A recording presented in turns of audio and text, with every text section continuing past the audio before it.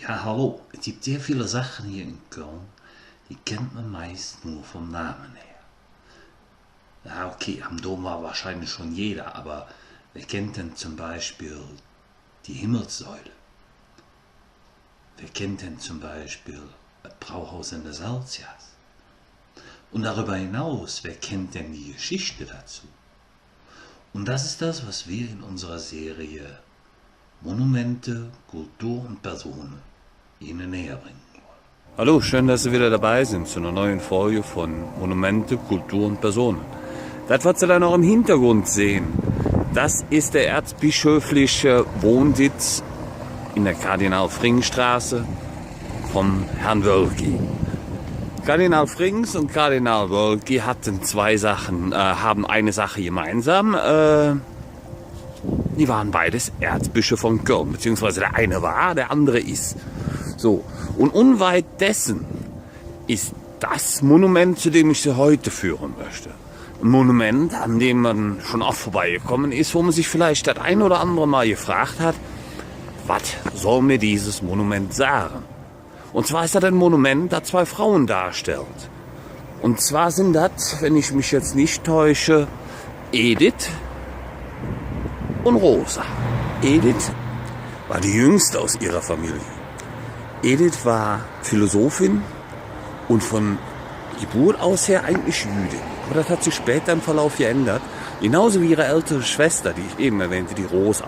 Da hat sich das auch geändert. Aber jetzt zeige ich euch erstmal das Denkmal, von dem ich gerade gesprochen habe.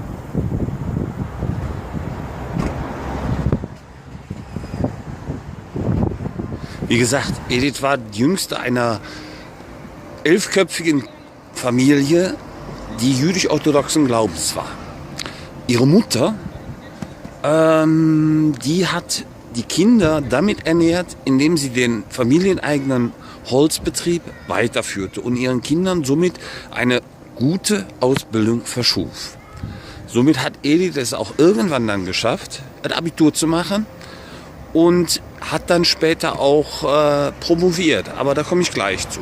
Zu der religiösen Tradition ihres Elternhauses entwickelte die junge Edith Stein ein sehr kritisches Verhältnis und verstand sich zeitweilig als Atheistin.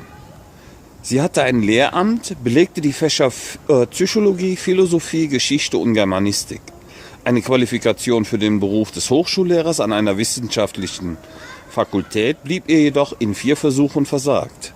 Nicht, weil sie es nicht konnte, sondern weil sie eine Frau war.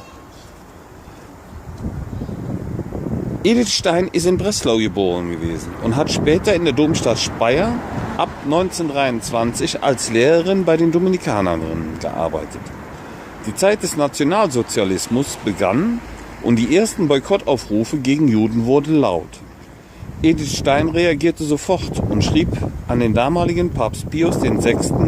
Öffentlich dagegen, um Stellung zu nehmen. Bevor ich darauf eingehe, möchte ich Ihnen erstmal genau den Hintergrund dieser Skulptur mit diesen 3 Frauen erläutern.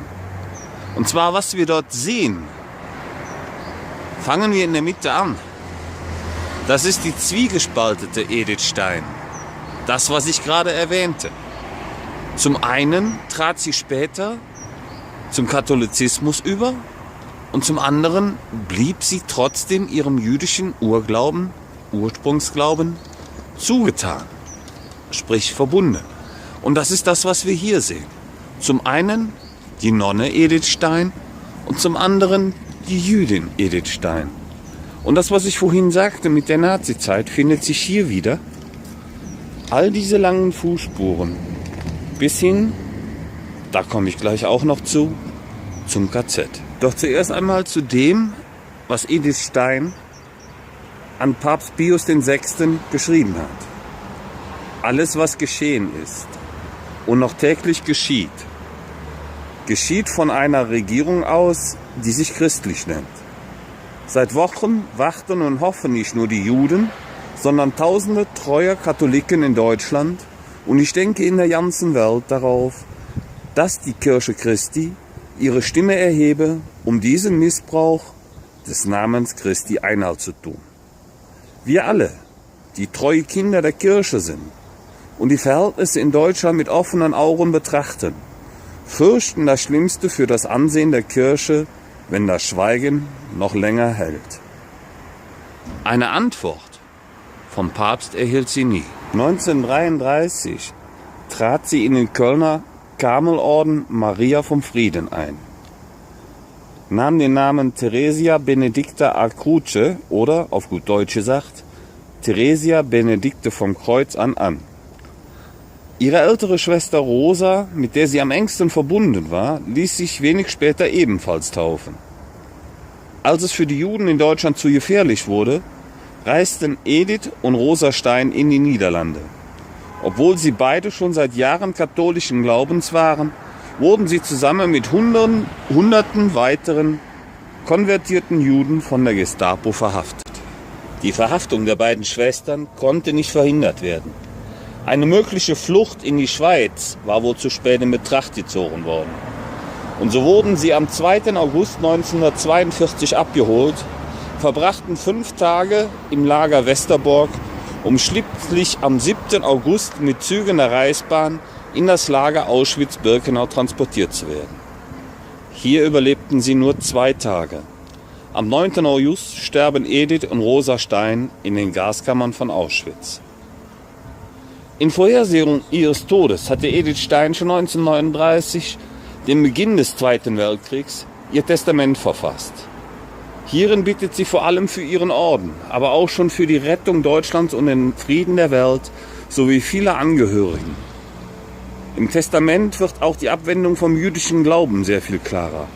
Sie spricht vom Unglauben des jüdischen Volkes. Edith Stein wurde am 1. Mai 1987 vom Papst Johannes Paul II. Selig gesprochen, und zwar hier in Köln. Die Heiligsprechung fand am 11. Oktober 1998 in Rom statt. 1999 wurde Edith Stein zusammen mit der heiligen Britta und der heiligen Katharina von Siena zur Patronin Europas ernannt. Ihr Gedenktag am 9. August ist in allen Religionskalendern der europäischen Länder daher fest und als Fest auch verankert. Sie gilt als Brückenbauerin zwischen Christen und Juden. Ja, so viel zu dem Monument, über das nicht jeder hier in Köln Bescheid weiß. So viel zu den Personen dahinter, was auch nicht jeder weiß.